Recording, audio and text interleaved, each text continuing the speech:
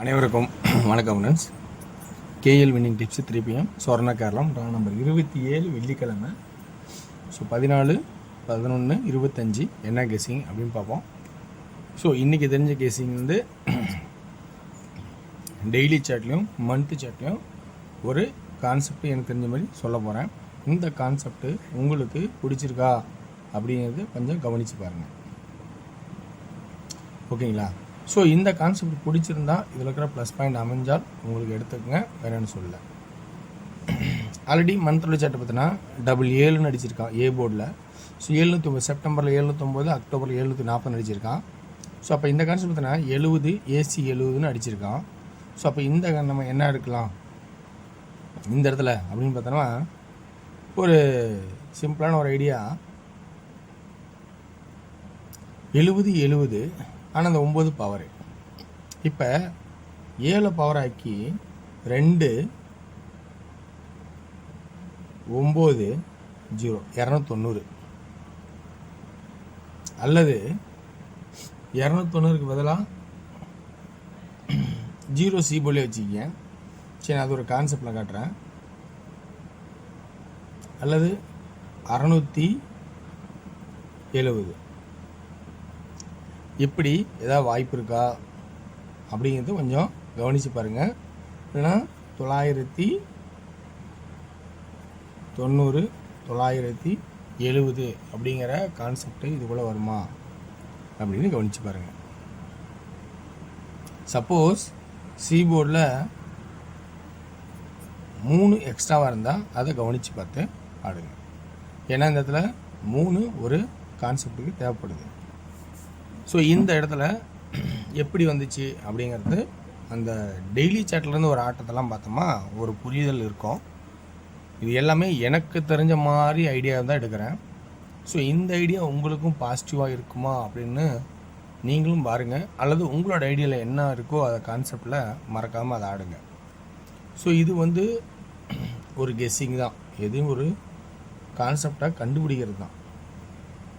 சரி, என்னென்னு சொல்லாமல் இப்போ ஏன் 2 வந்துச்சு, ஏன் 9 வந்துச்சு, 7 வந்துச்சு அப்படிங்கிற ஆட்டத்தை இப்போ நம்ம இந்த டெய்லி சாட்டில் ஆடும்போதே புரிஞ்சிக்கலாம்.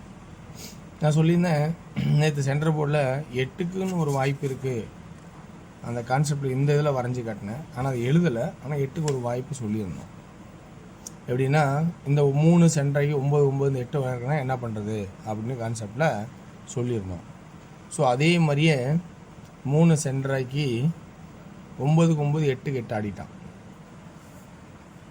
இப்போ நம்ம இந்த இடத்துல கவனிக்கிறது சென்டரில் 0 இருந்து வெளியில் இன்னொரு 0 போனால் அல்லது 3 அல்லது 0 0 இது 2 BCயில் போனால் என்ன பண்ணுறது அப்படிங்கிறது கொஞ்சம் யோசிக்க வேண்டிய சுச்சுவேஷன் இருக்குது.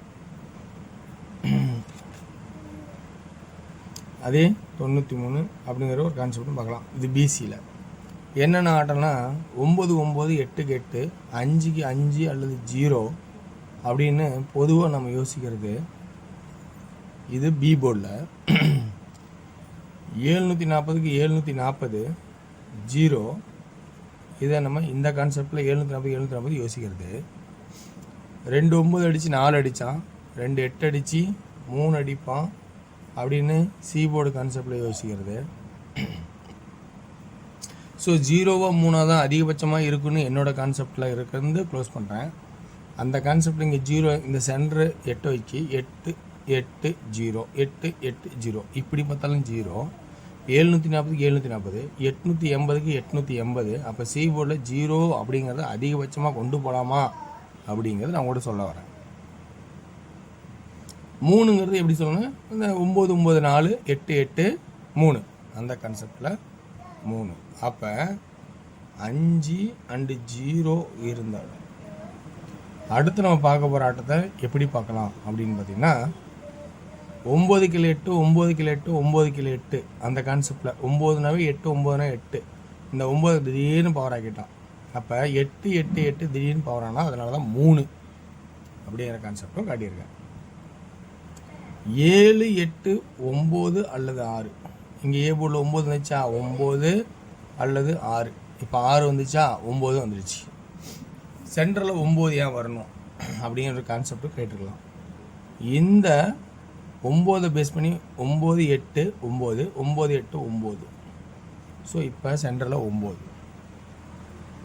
இப்போ நான் எழுத நம்பர் எல்லாமே 6 ஏ போர்டு வந்திருக்கும், 9 ஏ போர்டு வந்திருக்கும். சென்டரில் 0 வந்திருக்கும், 9 வந்திருக்கும். 5 முட்டிலும் வரல. சரி 5 வச்சுக்கலாம். 53 50. இது பிசி நோக்கி போகுது.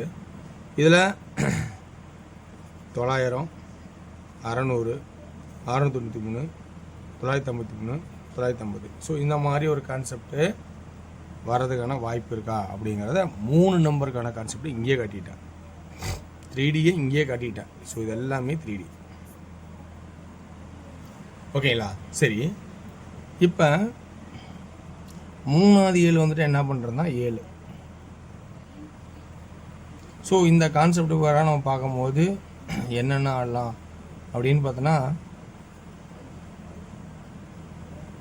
90 95 60 65 70 75. சப்போர்ட்டில் 99 69 79 93 63 73 அப்படிங்கிற 2Dக்கான கான்செப்டும் காட்டுறாங்க. ஸோ இதில் எது பொருந்துன்னு கொஞ்சம் நல்லா கவனித்து பார்த்து பொறுமையாக சூஸ் பண்ணுங்கள். சி போர்டில் 0 and 3 என்னோடய கான்செப்ட்லேயே எடுத்திருக்கேன். சென்டரில் 7 இருக்குது, 9 8 7. அதனால் சென்டரில் 7 இங்கே எழுதலை. ஸோ அதனால் 7 எழுதியிருக்கேன் இங்கே கான்செப்டில். பார்த்து உசாராக ஆடுங்க. இதுதான் வியூவர்ஸ் இந்த கெஸ்ஸிங். இதுலேருந்து நம்ம அடுத்தது டிஆரோட கெஸ்ஸிங் போகிறோம். டிஆரோட ஏ போர்டில் 9 and 4, பி போர்டில் 5 and 0, சி போர்டில் 9 and 7. 2D 95 59 90 09 45 49. 3D கணக்கு கெஸ்ஸிங் பார்த்தா 959 459 907 407 அப்படிங்கிற கான்செப்டாகவும் காட்டுறேன். 6 PM ஷோவில் 2D 14 10 60 64 அப்படிங்கிற கான்செப்டாகவும், பிசி 49 42 09 02. 3D 149 109 649 609. சியில் 2 இருக்குது, மறக்க வேண்டாம். அடுத்து 8 PM ஷோவில் 2D எப்படி ஆடணும்னா 75 76 35 36 72 32. 3D 752 762 352 362 அப்படிங்கிற கான்செப்ட் எனக்கு பிடிச்ச மாதிரி சர்ச் பண்ணி எடுத்திருக்கேன். இதில் உங்களுக்கு பிடிச்ச கான்செப்ட் இருந்தால் எடுத்துக்கங்க. சிறந்த கமெண்ட்களை பயன்படுத்துங்க. வெற்றி பெற வாழ்த்துக்கள், வெற்றி நிச்சயம். மற்றும் நாளை ஒரு சிறப்பான கேசுகளை சந்திப்போம். நன்றி, வணக்கம்.